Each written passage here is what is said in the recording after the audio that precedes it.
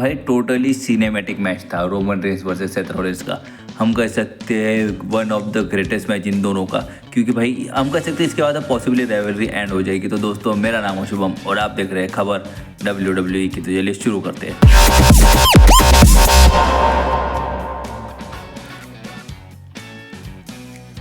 तो भाई शो पे हमें शुरुआत में ही मैच देखने के लिए मिलता है Finn Balor versus Sami Zayn का। ऐसा लगा ये मैच सिंगल्स मैच होगा, लेकिन अचानक भाई निक ऑल्डर्स आके अपना नाक घुसाते और वो कहते हैं कि नहीं नहीं नहीं, ये मैच एक सिंगल्स मैच नहीं होगा और मैं एक सुपरस्टार को ऐड करने जा रहा हूँ।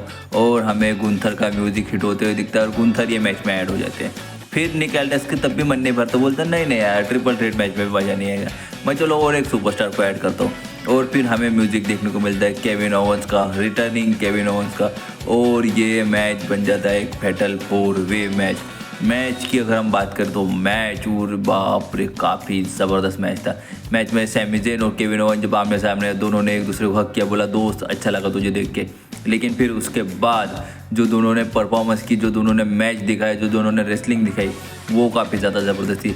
कि सैमी ज़ेन केविन ओवंस के ऊपर अटैक कर रहे थे, केविन ओवन सैमी ज़ेन के ऊपर अटैक कर रहे थे। केविन ओवन से टॉप रोप के ऊपर बाहर सुसाइड डाइव लगे थे, हम कह सकते हैं सेंटोन लगा दिया। उसके बाद रिंग के अंदर सेंटोन लगाया, लेकिन केविन ओवंस ने तब भी जीत प्रॉपरली हासिल नहीं कर पाई क्योंकि वो 3 सुपरस्टार और थे। फिन बैलर की तरफ से हमें शॉटगन ड्रॉप किक देखने के लिए सैमी ज़ेन और गुंथर के ऊपर एक ही टाइम में दोनों के ऊपर। गुंथर की तरफ से हमें बॉस्टन क्रैब देखने के लिए सबमिशन होल्ड, जो हम उसे वॉल्स ऑफ जेरिको भी कर सकते। गुंथर ने अपने फिनिशिंग मूव्स लगाए, फिन बैलर ने अपने फिनिशिंग मूव लगाए, लेकिन कोई ना कोई आके पिन को ब्रेक कर ही दे रहा था। लेकिन जब सैमी ज़ेन और केविन ओवंस आमने सामने आए तो भाई क्या कह सकते हैं हम, केविन ओवंस ने सैमी ज़ेन को एक स्टनर लगाया और ये मैच में केविन ओवंस नंबर 1 कंटेंडर बन गया। आपका के लिए तो सीएम पंक के वर्ल्ड हेवीवेट टाइटल की नहीं, वर्ल्ड हेवीवेट टाइटल ने भी अनडिस्प्यूटेड टाइटल के लिए। और ये मैच भाई केविन ओवंस से रिटर्न के बाद ये मैच लड़ा और पॉसिबली हम ऐसा देख सकते हैं कि मैच में पॉसिबली केविन ओवंस को और एक इंजरी फेस करनी पड़ी है। पता चलेगा अब अगले स्मैकडाउन के एपिसोड पे कि केविन ओवंस को इंजरी फेस करनी पड़ी है या फिर जब खबर सामने आएगी। और अगर खबर सामने आई तो वीडियो पे बने रहिए, मैं आपको वीडियो बना के बता ही दूंगा, शॉर्ट्स पे बता दूंगा, नहीं तो लॉन्ग वीडियो में बता ही दूंगा कि इंजरी है या नहीं है। ठीक है, केविन ओवंस सेलिब्रेट करते रहते हैं। फिर हमें देखने को मिलता है यूनाइटेड स्टेट्स चैंपियनशिप के लिए मैच, बैरन कॉर्बन वर्सेस कोन, तो ट्रिक विलियम, और ट्रिक विलियम के साथ वो उनका नाम क्या है, लिया लियाटी कुछ तो वैसा नाम है उसका, मैं भी भूल गया हूँ। ठीक है, तो मैच ठीक था, ज़्यादा कुछ खास मैच नहीं था। मुझे लगा ये मैच में ट्रिक विलियम अपना टाइटल डिफेंड कर लेंगे, क्यों, क्योंकि उनका फर्स्ट समर स्लैम था। लेकिन WWE ने ऐसा सोचा होगा कि बैरन कॉर्बन का रिटर्न के बाद का पहला मैच है और बैरन कॉर्बन को एक लंबा पुश देना है, बड़ा पुश देना है, इस वजह भी शायद WWE ने ये किया होगा। और ये मैच ठीक था, जैसे कहा मैंने, रेसलिंग अच्छी थी, दोनों सुपरस्टार ने काफ़ी अच्छी रेसलिंग करी, काफ़ी अच्छी परफॉर्मेंस दी। मुझे कभी कभी ट्रिक विलियम्स की मूव्स थोड़ी ज़्यादा ओवर लगती है, मुझे ऐसा लगता है कि वो काफ़ी ज़्यादा वेट करते हैं, ट्रिक विलियम्स को इसके ऊपर काम करना चाहिए। लेकिन जिस तरह की परफॉर्मेंस बैरन कॉर्बन की थी, बैरन कॉर्बन ने ट्रिक विलियम के साथ आए हुए बंदे को भी पेल दिया, लेकिन इसका फ़ायदा ट्रिक विलियम्स ने ही उठाया। उन्होंने बुक एंड लगाया, हम कह सकते हैं रॉक बॉटम वैसा कुछ तो भी मूव है वो, और उसके बाद उन्होंने अपने शोल्डर्स पे लगा के उठा के एक फिनिशिंग मूव लगाने की कोशिश की, लेकिन वैसा नहीं हुआ। फिर ये लियाटी ने उनके ऊपर एक कैंडोस्टिक से अटैक किया, फिर बैरन कॉर्बन बोला इधर इधर साले कैंडोस्टिक से मारता, उन्होंने टेबल के थ्रू पटक दिया। फिर उन्होंने लिया टाइटल और टाइटल शॉट दिया ट्रिक विलियम्स को, और उसके बाद लगाया एंड ऑफ डेज।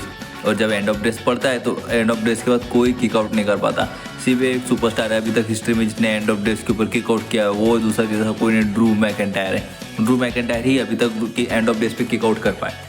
और बैरन कॉर्बन ने अपने जब एंड ऑफ डेज लगाया तो वो ट्रिक विलियम्स किकआउट नहीं कर पाए और वो अपना टाइटल हार गए भाई। और क्या, बैरन कॉर्बन नए यूनाइटेड स्टेट्स चैंपियन बने और अब वो स्मैकडाउन पे क्या धमाल करेंगे वो देखते हुए पता चलेगा।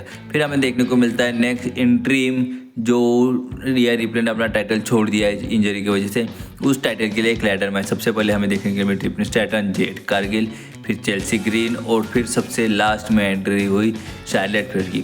भाई नहीं, शार्लेट फ्लेयर नहीं, हाँ शार्लेट फ्लेयर की भी एंट्री हुई, उसके बाद शायद लास्ट एजेंट की भी एंट्री हुई, लास्ट एजेंट की सेकंड लास्ट एंट्री हुई, सबसे लास्ट एंट्री हुई शार्लेट फ्लेयर की। भाई मैच में उन दोनों की फिल्म तो अलग ही चल रही थी, दोनों कौन, शार्लेट फ्लेयर और जेड कारगिल, ये दोनों अपना ही लड़े जा रहे थे भाई। उनको अपनी फ्यूड कंटिन्यू करनी थी क्योंकि अगले स्मैकडाउन के एपिसोड में उनका मैच है, तो इन दोनों की फ्यूड ही चल रही थी। लेकिन भाई बाकी के सुपरस्टार्स ने भी अच्छा परफॉर्म किया, ऐसा लग रहा था कि शार्लेट फ्लेयर और जेड कारगिल एक दूसरे के खून के पैसे कि साला एक बार मौका दे एक में का खून पी जाएंगे। लेकिन मैच में ट्रिपल स्ट्रैटन की भी परफॉर्मेंस काफ़ी अच्छी थी। उन्होंने चेल्सी ग्रीन के साथ मिलकर काफ़ी अच्छे डबल टीम मूव्स लगाए।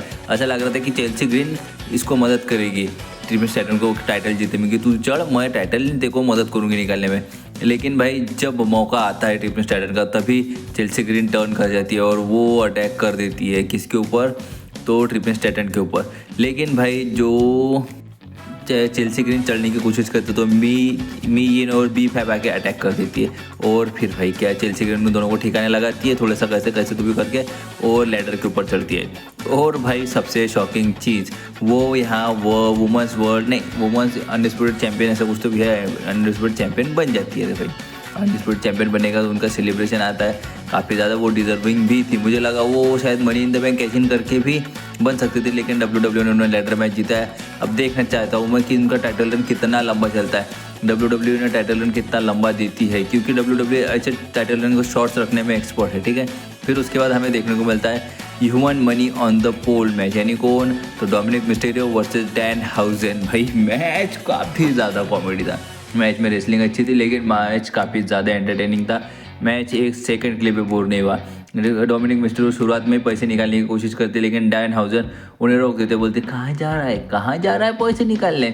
डैनहाउज़न के ऊपर वो 619 भी लगाने की कोशिश करते हैं लेकिन उसके ऊपर भी काउंटर होता है। डैनहाउज़न काफ़ी अच्छी रेसलिंग करते हैं भाई, ले वो दिखाते नहीं लेकिन काफ़ी अच्छी रेसलिंग करते। डैनहाउज़न ने ये मैच में काफ़ी ज़्यादा बीट डाउन भी लिया, हम ये दिखा ही सकते हैं। और ये मैच में हमें इंटरफेरेंस भी देखने को मिलता है जेडी मैकडोना की तरफ से और उनको ठिकाने लगाने के लिए आते हैं मिनी हाउज़न।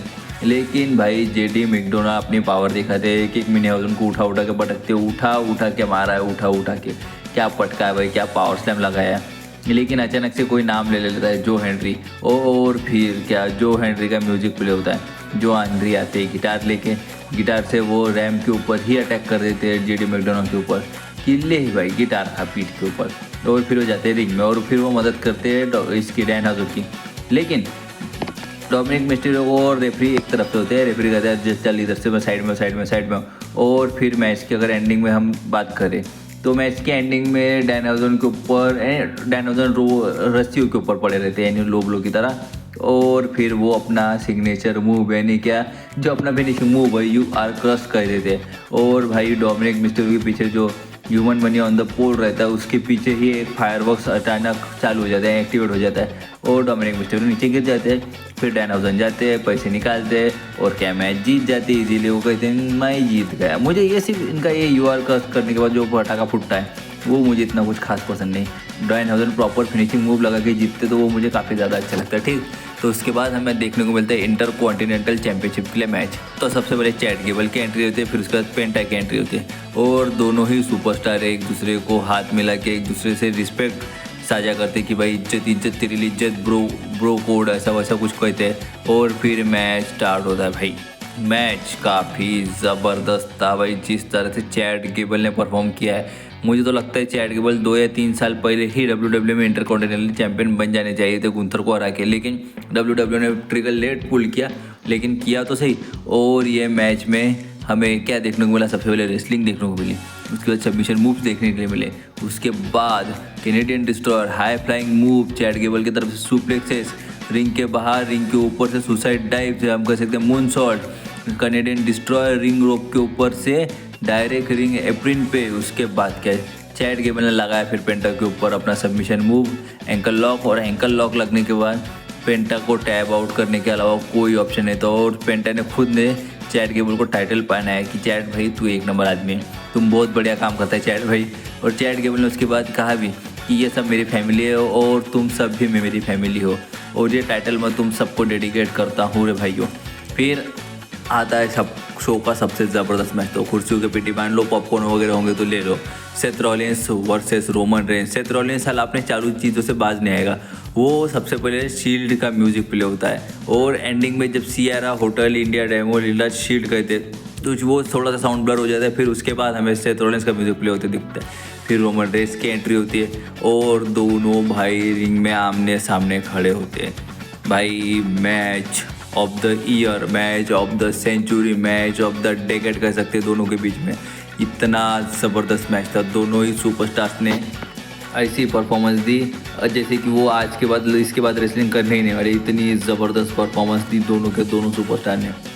जिस तरह से सेथ रॉलिंस ने परफॉर्म किया, जिस तरह से रोमन रेंस ने ऑडियंस के बीच में ले जाके सेथ रॉलिंस को ऑडियंस के बीच में सुप्लेक्स लगाया, स्टील कुछ तो भी था स्टील का पड़ा हुआ था उसके ऊपर, क्या सेल किया सेथ रॉलिंस ने। रोमन रेंस ने सेथ रॉलिंस को अनाउंसर टेबल पे पावर बम दिया, हम कह सकते हैं शील्ड बम दिया, और उसके तुरंत बाद दूसरा रिवर्सल आता है। सेथ रॉलिंस ने रोमन रेंस को शील्ड बॉम्ब दिया टेबल के ऊपर, क्योंकि रोमन ने दूसरे टेबल के ऊपर जाने की कोशिश करते। रिंग के अंदर हमें रोमन रेंस पेडिग्री खाते हुए दिखते हैं सेथ रॉलिंस की तरफ से। फिर उसके बाद स्टॉप और सेथ रॉलिंस कवर करने जाते हैं, लेकिन उसके ऊपर भी किक आउट होता है। लेकिन फिर उसके बाद रोमन रेंस पकड़ लेते हैं गिलिटिन में। फिर क्या करते हैं सेथ रॉलिंस, कैसे तो भी बचते हैं, लेकिन तब स्पीयर खाते हैं और फिर रोमन रेंस काउंटर करते हैं, लेकिन क्या तब भी सेथ रॉलिंस किक आउट कर देते। फिर भाई रोमन रेंस का दिमाग खराब हो जाता है, रोमन रेंस कहते साले को अब मारूंगा, लेकिन तभी हमें सेथ रॉलिंस की तरफ से स्पीयर देखने को मिलता है और तब रोमन रेंस काउंटर करते और वो किक आउट करते। लेकिन सेथ रॉलिंस की तरफ से हमें बकल बॉम्ब देखने के लिए मिलता है। फिर क्या दे हमें डीन एम्ब्रोस के मूव्स देखने के लिए मिलते हैं। सबसे पहले सेथ रॉलिंस काउंटर करते हैं, जैसे डीन एम्ब्रोस उसके बीच में से आके काउंटर करते थे वो। फिर हमें रोमन रेंस की तरफ से डर्टी डीन देखने के लिए मिलता है। हमें रेफरी को भी स्पीयर पड़ते हुए दिखता है, हमें एक सुपर स्टॉर्म दिखता है, लेकिन उसके ऊपर भी किक आउट होता है। सेथ रॉलिंस शायद पॉसिबली रोमन रेंस के ऊपर स्टील चेयर से अटैक करने की कोशिश करते हैं, लेकिन रोमन रेंस उसके ऊपर काउंटर करते हैं। जब रोमन रेंस की बारी आती है स्टील चेयर से अटैक करने की, तो रोमन रेंस कहते हट, मेरे को नहीं करना स्टील चेयर से अटैक तेरे ऊपर, चल भाग यहाँ से। लेकिन उसके बाद रोमन रेंस लगाते स्पीयर, फिर दूसरा स्पीयर, फिर सेथ रॉलिंस कहते हैं चल चल भी जल्दी ख़त्म कर। लेकिन रोमन रेंस को वापस एक बार स्टॉप पड़ जाता है, रोमन रेंस तब भी किक आउट कर देते और फिर रोमन रेंस रोप्स के बीच में से एक और स्पीयर लगाते। 3 स्पीयर हो जाते हैं, नहीं 2 स्पीयर हो जाते। फिर उसके बाद रोमन रेंस जाते हैं मॉक करते और फिर तीसरा स्पीयर लगाते हैं, पावरफुल स्पीयर, और रोमन रेंस सेथ रॉलिंस को हरा देते। रोमन रेंस अपना टाइटल रिटेन करते और वो शील्ड के पोजीशन में जाके खड़े होते, अपने हाथ आगे बढ़ाते और सेथ रॉलिंस का इंतज़ार करते। सेथ रॉलिंस उठ के आते हैं और अपने भाई से शील्ड के स्टाइल में जाके मिलते हैं। भाई तो वीडियो यहीं तक था।